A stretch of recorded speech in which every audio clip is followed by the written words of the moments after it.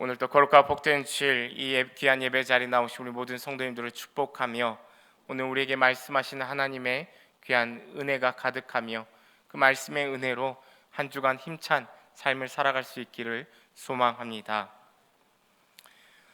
여러분들은 혹시 등산을 좋아하신가요? 별로 안 좋아하신 것 같습니다.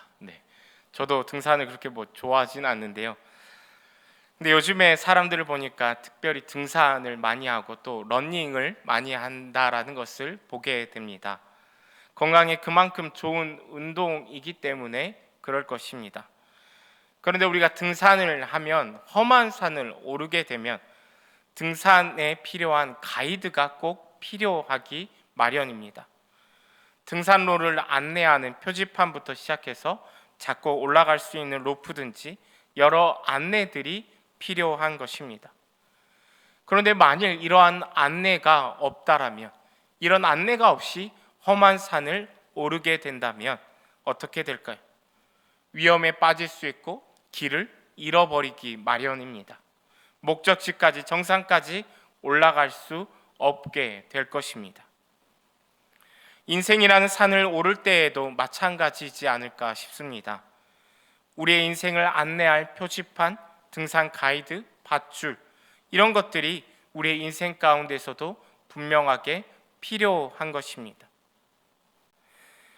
우리 삶의 등산에 있어서 가장 중요한 가이드, 안내자, 인도자, 이것이 무엇일까, 누구일까 생각해 보면 오늘 본문에 해당하는 갈라디아 교회 성도들은 지금 그 가이드, 그들의 인생의 가이드, 안내자, 인도자를 잃어버린 듯 합니다.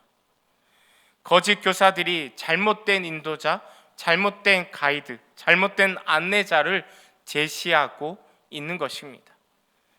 그리고 이들이 제시하고 있는 것은 다름이 아닌 율법입니다. 할례를 지켜 행해야 한다. 절기, 때를 지켜 행해야 된다.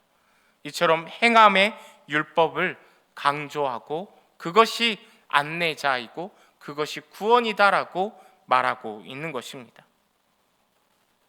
그런데 율법은 구원을 위한 수단이 아닙니다. 할례를 밟거나 절기를 지키는 등의 율법의 행위를 통해서는 성령을 받을 수가 없습니다. 그래서 갈라디아서 3장 1절에서 5절까지의 말씀에서도 줄곧 율법으로는 성령을 받을 수 없다라고 말씀하고 믿음으로 말미암아 성령을 받을 수 있다라고 분명하게 언급하고 있는 것입니다. 이처럼 율법은 우리를 순종으로 인도하지도 못합니다. 죄 아래 놓인 사람들에게 율법은 오히려 저주의 계기가 될 뿐입니다. 율법을 보면 모든 그리고 항상 이런 데에 포인트가 있습니다. 그래서 갈라디아서 3장 10절 말씀, 특별히 하반절 말씀에 보면 누구든지 율법책에 기록된 대로 모든 일을 항상 행하지 아니하는 자는 저주 아래에 있다라고 말씀합니다. 100%를 의미합니다. 모든 율법을 모든 시간 동안 완벽하게 지키라 말하는 것이 율법입니다. 그런데 이것을 보면 사람으로서는 절대로 지킬 수가 없는 것입니다. 불가능한 일입니다. 율법을 모든 시간, 모든 때, 모든 것을 지킨다라는 것은 불가능한 것입니다. 결국 율법 행함으로는 구원받을 수도 없지만 율법을 행하다가 모든 율법을 다 지키려고 하다가 그저 그 삶을 끝내는데 많은 것입니다. 그런데 이 율법의 저주를, 우리가 질 수 없는 그 율법의 저주를 예수님께서 뒤집어 쓰신 것입니다. 갈라디아서 3장 13절 말씀입니다. 그리스도께서 우리를 위하여 저주를 받은 바 되사 율법의 저주에서 우리를 속량하셨으니 기록된 바 나무에 달린 자마다 저주 아래에 있는 자라 하였음이라. 아멘. 저주받은 이를 나무에 달아서 죽이라는 그런 표현이 율법 가운데 기록되어져 있습니다. 그리고 그 율법대로 예수님께서 저주받은 자가 되셔서 나무에 십자가에 달려 죽으셨습니다. 그러면 오늘 보면 19절 말씀에서도 묻고 있지만 그러면 왜 굳이 율법을 주셨을까? 오늘 보면 17절 말씀에서 율법은 하나님께서 아브라함에게 구원을 약속하신 일보다 430년 뒤에야 생긴 것이다 라고 말씀합니다. 그래서 유대인들은 생각하였습니다. 아, 이제 바뀌었구나. 하나님의 약속을 받았는데 430년이 지나 율법이 주어지며 아브라함에게 약속된 복을 받으려면 이제 우리가 이 율법을 지켜 행해야 하는구나, 이렇게 생각하고 믿은 것입니다. 믿음으로 말미암아 구원받았다라고 하면 어쩌면 막막한 그런 막연한 그런 이야기처럼 들리는데, 율법을 지켜 행하면 된다, 이런 말은 솔깃해 보입니다. 아, 내가 뭔가 할 수 있을 것 같고 가능해 보이고 손에 잡히는 이야기처럼 보이는 것이죠.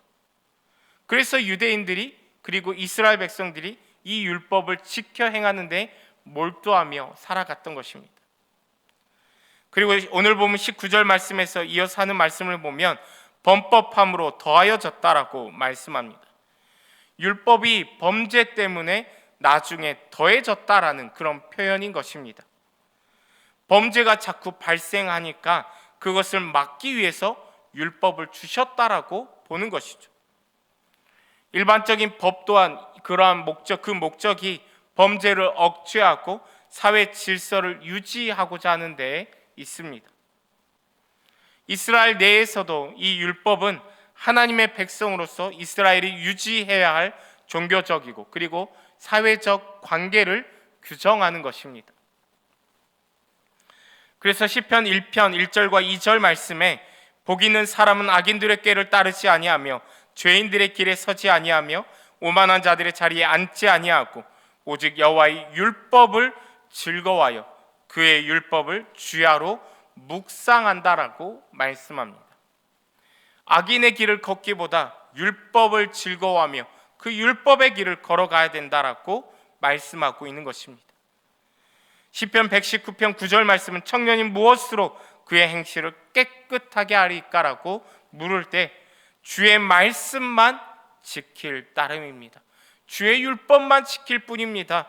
율법의 길로 행할 뿐입니다.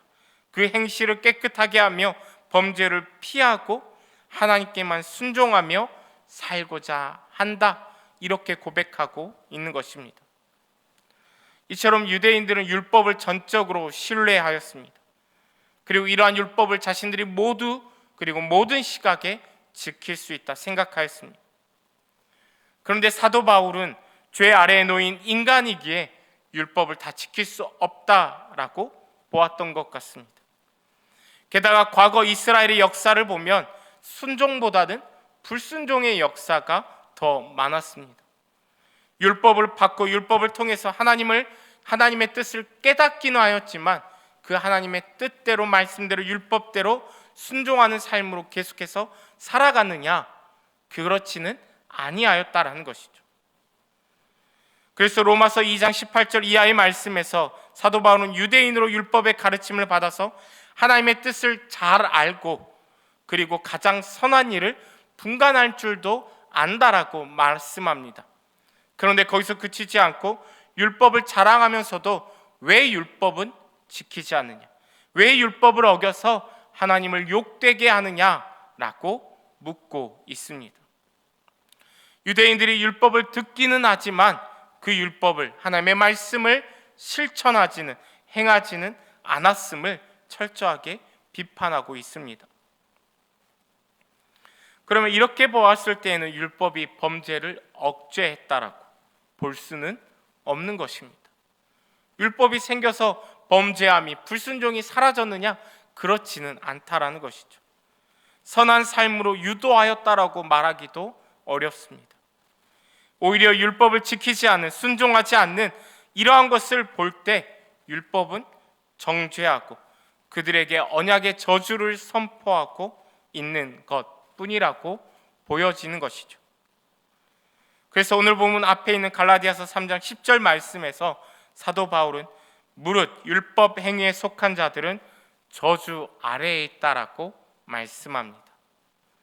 로마서 3장 19절 말씀에서도 이렇게 말씀합니다.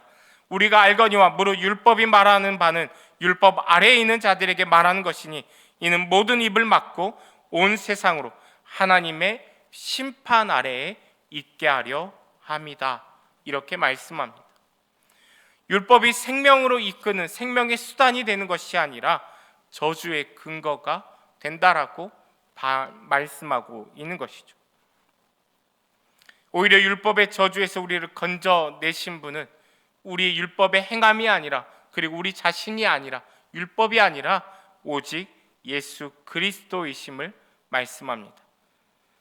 갈라디아서 3장 13절 말씀 다시 보면 그리스도께서 우리를 위하여 저주를 받은 바 되사 율법의 저주에서 우리를 속량하셨습니다.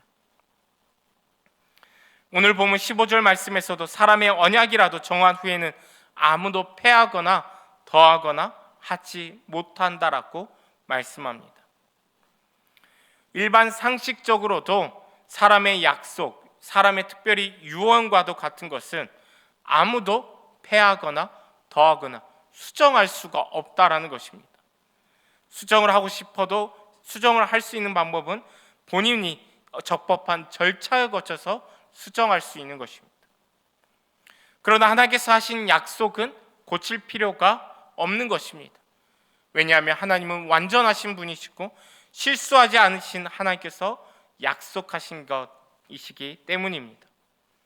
아무리 430년 후에 시간이 많이 흘러서 율법이 생겨났다고 할지라도, 이스라엘 백성들이 범죄함으로 말미암아 율법이 생겨났다고 할지라도 그 율법이 하나님의 약속을 폐하거나 없애거나 수정할 수는 없다라는 것입니다. 율법보다도 하나님의 약속이 더 우선된다라는 것입니다. 그리고 16절 말씀에 보면 이 약속을 아브라함에게 주셨고, 그 약속을 주실 때 아브라함에게만 주신 것이 아니라 내 자손에게 주셨다라고 말씀합니다. 특별히 내 자손들이라고 복수형으로 사용하지 않고 오직 한 사람, 내 자손을 가리켰고 그 사람은 바로 예수 그리스도이십니다. 믿음으로 의롭다 하심을 받는 귀한 은혜의 약속을 아브라함에게 주시고 그리스도에게 주시고 그리스도 안에서 우리 모두에게도 주신 것입니다. 이처럼 율법의 행함보다는 하나님의 약속이 더 우선되는 것입니다. 그리고 그 약속은 시간이 지나도 바꿀 수 있는 것이 아니고 피할 수 없는 것이고 우리 모두에게 주신 것입니다. 계속해서 오늘 보면 18절 말씀에서는 유업이라는 단어가 등장합니다. 특별히 이 유업이라는 단어는 유산, 상속, 상급이라는 단어로 번역할 수 있는 그런 단어가 사용되어졌습니다. 이 유업은 하나님의 약속으로 말미암아 주어진 것입니다. 하나님께서 아브라함에게 약속을 주셨던 창세기 15장 말씀을 살펴보면 하나님께서 아브라함을 이끌고 밖으로 나가셔서 하늘을 우러러 뭇별을 셀 수 있나 보라 말씀하십니다. 그리고 내 자손이 이와 같으리라. 아브라함이 여호와를 믿으니 여호와께서 이를 그의 의로 여기셨다 말씀합니다. 그리고 하나님께서 한 가지 더 약속을 주십니다. 창세기 15장 7절 말씀에 또 그에게 이르시되 나는 이 땅을 내게 주어 소유를 삼게 하려고 너를 갈대아인의 우르에서 이끌어낸 여호와다 말씀하십니다. 하나님 아버지께서 아브라함에게 가나안 땅을 유업으로 주신 것입니다. 하나님께서 아브라함과 약속을 맺으시면서 가나안 땅을 유업으로, 상속으로, 유산으로, 상급으로 주신 것입니다.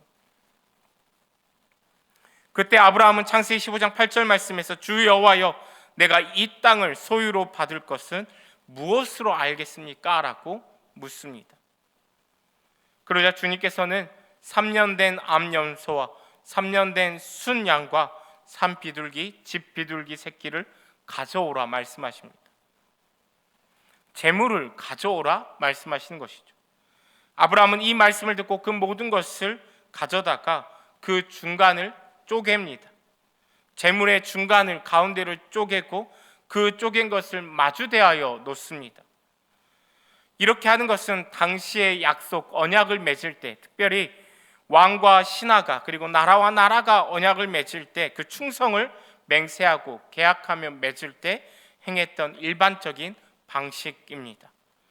서로를 신뢰하며 이 약속에 충성을 다할 것을 다짐하는 것이고, 그리고 만일 약속을 어기게 된다라면 그 어긴 쪽은 이렇게 짐승을 두 쪽으로 가른 것처럼 그렇게 죽임을 당해도 합당하다, 그렇게 죽임당할 것이다라고 표현하고 맹세하는 것입니다.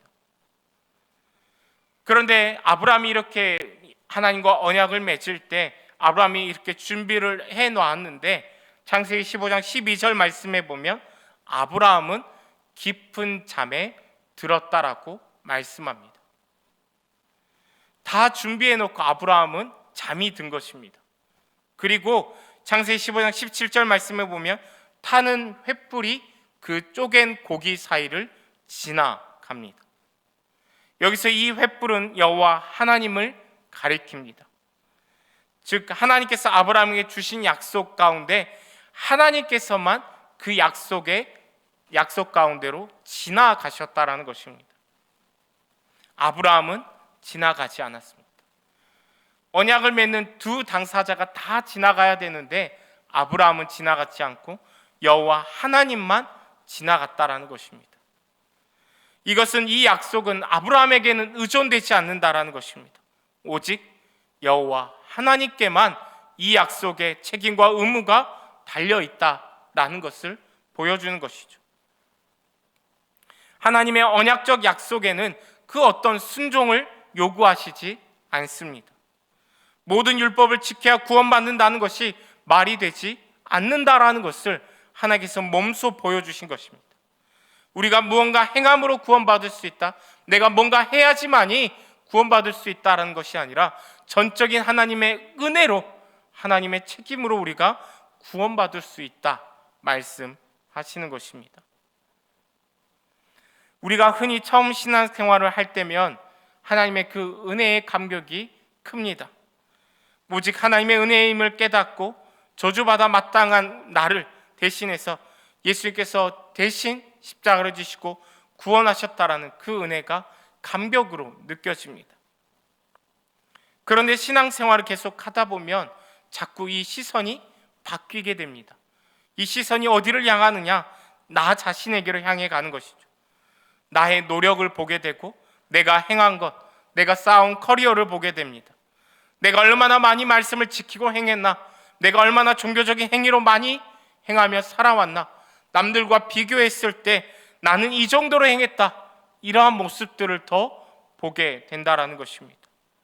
이러한 유혹이 계속 되어지는 것입니다.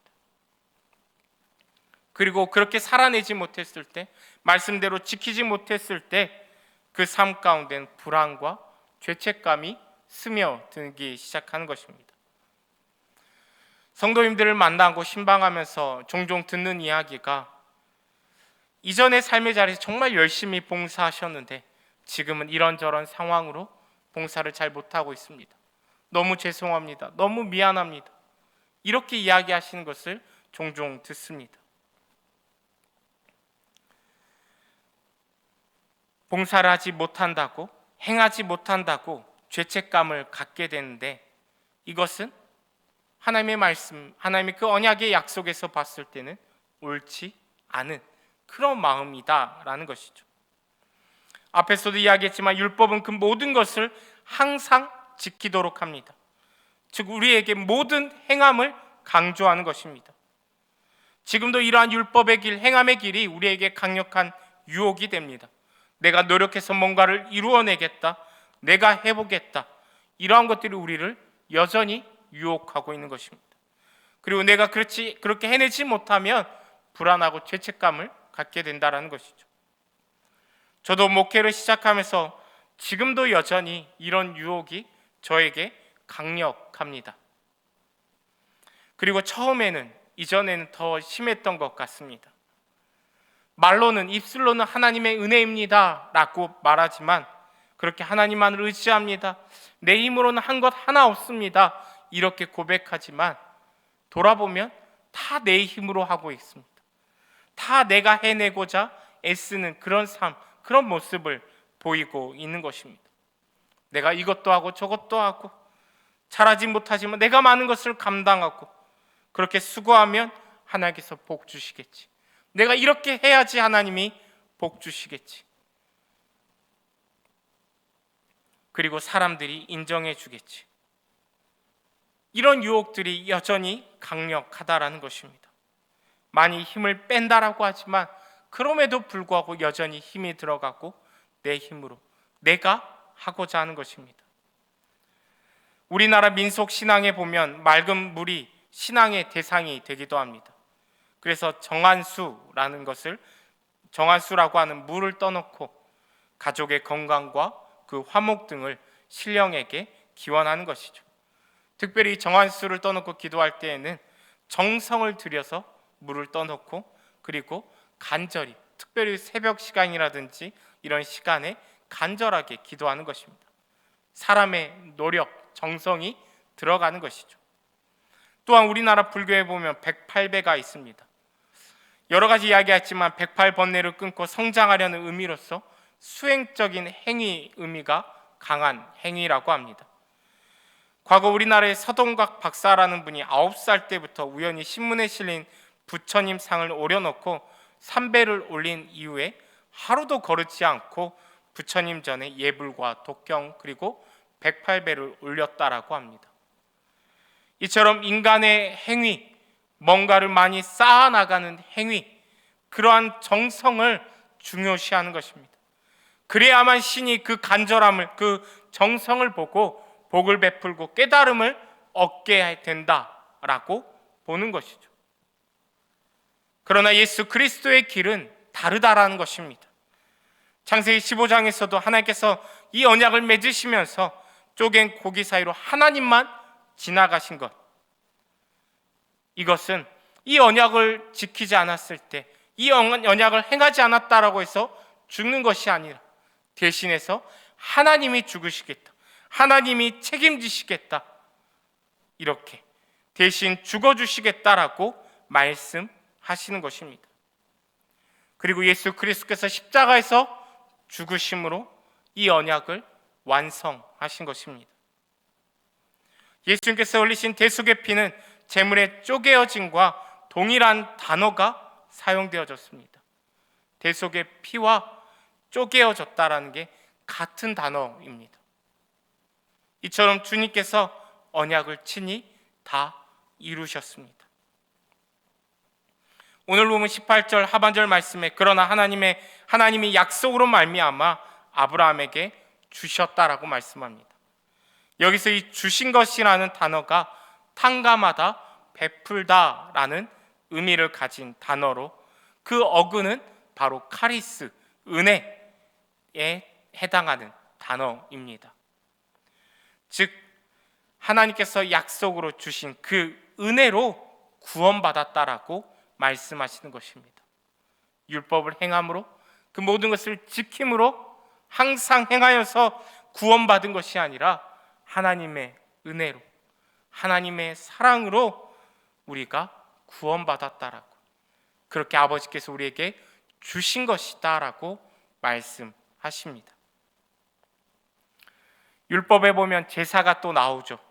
하나님께 제사를 드림으로 하나님께 나아가는 것입니다. 이처럼 제사에는 하나님의 자비와 용서를 구하는 목적이 있습니다. 그리고 이스라엘 백성들은 이 율법, 제사에 최선을 다했습니다. 형식적인 제사는 그들은 끝까지 지켜 행했습니다. 그런데 그뿐이었다라는 것이죠.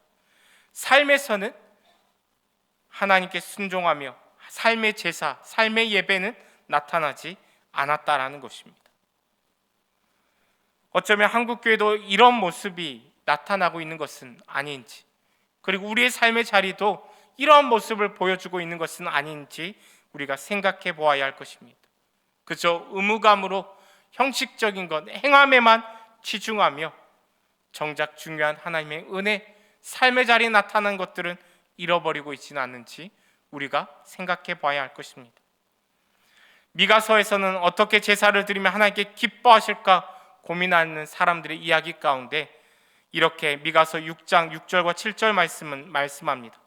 세번역 성경으로 제가 읽겠습니다.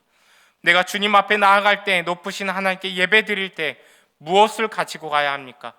번제물로 바친 1년 된 송아지를 가지고 가면 됩니까? 수천 마리의 양이나 수만의 강줄기를 채울 올리브 기름을 드리면 주님께서 기뻐하시겠습니까? 내 허물을 벗겨주시기를 빌면서 내 맏아들이라도 주님께 바쳐야 합니까? 내가 지은 죄를 용서해 주시기를 빌면서 이 몸의 열매를 주님께 바쳐야 합니까? 하나님께 나아가고자 할 때, 내가 용서를 구하고자 할 때 내가 뭘 가져가야 됩니까? 수천 마리의 양입니까? 그 수만의 강줄기를 채워 올리브 기름입니까? 그러나 주님께서 이렇게 답하시죠. 미가서 6장 8절 말씀입니다. 너 사람아, 무엇이 착한 일인지를 주님께서 이미 말씀하셨다. 주님께서 너에게 요구하시는 것이 무엇인지도 이미 말씀하셨다.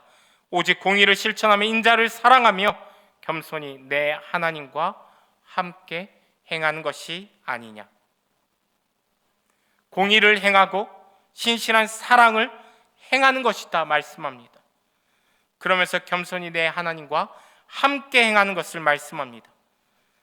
이것은 제 멋대로, 제 뜻대로, 제 힘대로 행하며 살아가라는 것이 아니라 겸손하게 하나님과 함께 행하는 것, 우리를 책임지시고 구원하시는 하나님과 함께 나아가는 것을 말씀합니다. 하나님만을 신뢰하며 하나님의 은혜를 구하며 나아가는 삶을 말씀하는 것입니다. 율법은 나쁜 것이 아닙니다. 율법 또한 하나님께서 주신 것입니다. 그러나 이 율법은 정죄의 돌이 되고 말았다라는 것입니다. 주님께서는 요한복음 8장에서 가드마다 현장에서 잡힌 여인을 향해 나도 너를 정죄하지 않는다라고 말씀하십니다. 이것이 바로 복음입니다. 율법은 정죄의 돌로 그녀를 향하고 있을지 모르지만 우리 주님께서 대신 저주를 받으시며 그 손가락질과 돌을 대신 맞으시며 그 은혜로 우리를 구원하신 것입니다.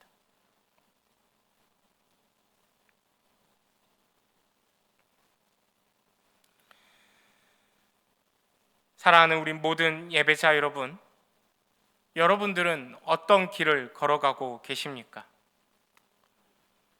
율법의 길, 행함의 길을 걸어가고 계십니까? 아니면 예수 그리스도의 그 십자가의 길, 은혜의 길을 걸어가고 계십니까? 우리의 삶의 자리에 많은 유혹이 있습니다. 주님께서는 우리에게 참 자유를 주셨는데 우리는 자유하지 못하고 행위에 얽매이고 가진 것에 얽매여서 살아가게 되는 유혹을 여전히 받습니다. 그러나 우리는 이 사순절을 보내면서 예수 그리스도의 십자가의 길로 걸어갈 수 있는 복된 삶이 되기를 소망합니다.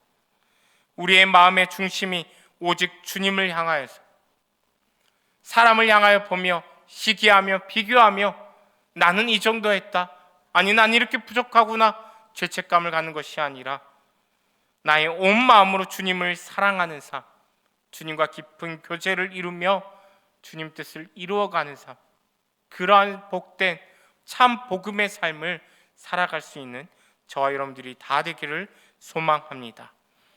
기도하겠습니다.